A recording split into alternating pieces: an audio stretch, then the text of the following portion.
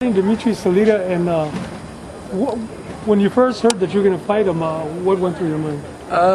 First of all, I knew it was going to be a tough fight because Dmitriy, I've seen his style, and he's got one of them styles. He's a pressure fighter, and then he can also box. He's clever, and he's undefeated. He only had one draw in the 31 fights he's had, so he's got a great record. And people can say what they want, but when you're undefeated, you're not going to be a bad fighter. You're going to be a good fighter to keep the undefeated record. So yeah, I knew I had to fight this guy. He's the mandatory #1. The fight was mandated, and it's for the WBA title. So I had to fight this guy. If I didn't, then I have to vacate the title, and I don't want to do that because I just won the title off Kotelnik. So the fight was announced, and the first few questions about it was that being a Muslim and him being a Jewish fighter, there was a lot of stuff happening about that. A lot of press were asking the question, what are you thinking of? What do you think about going into this fight knowing that you both have two different religions? But it's a sport. People have to remember this is a sport. It's not, there's no hate like religion thing in this.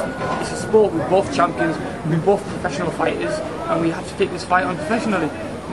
I have to fight. I didn't pick to fight him. He didn't pick to fight me. It's just a shame that I'm a mandatory. He's a mandatory for my title, and that the fight just happened between two guys who are religious in their own ways and who have different religions. Have you ever fought against a Jewish fighter before, like in Israel or something? I've never fought. No, I've never fought a guy from there. So it's my first time, and that because I'm a Muslim, and I'm a practicing Muslim, and he's a rabbi Jewish guy.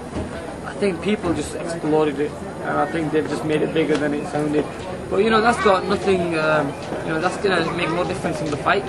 I'm gonna train so hard for this fight, and I'm gonna go in there and do what I have to do.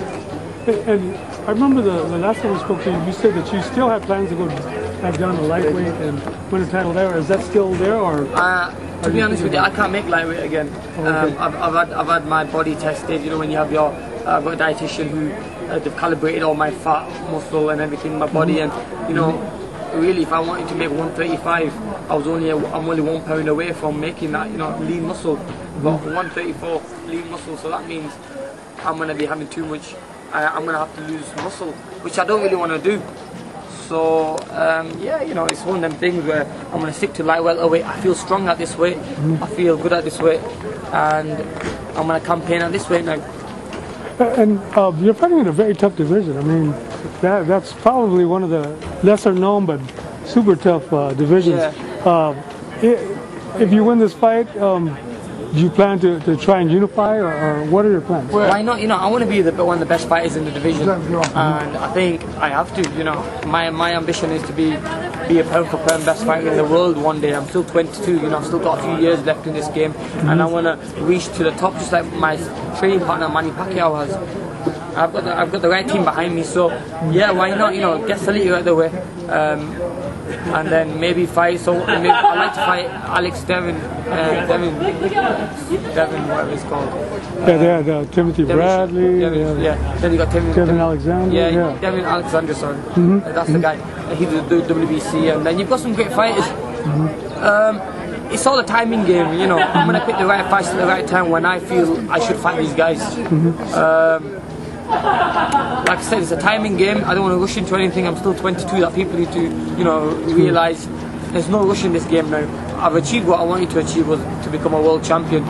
The big fights will come, and already I'm getting them knocked on the door, and these guys want to fight me, and it's good. I want to fight these guys. I'm not hiding away from anyone. So yeah, I think in the next 12 months there's going to be some big fights.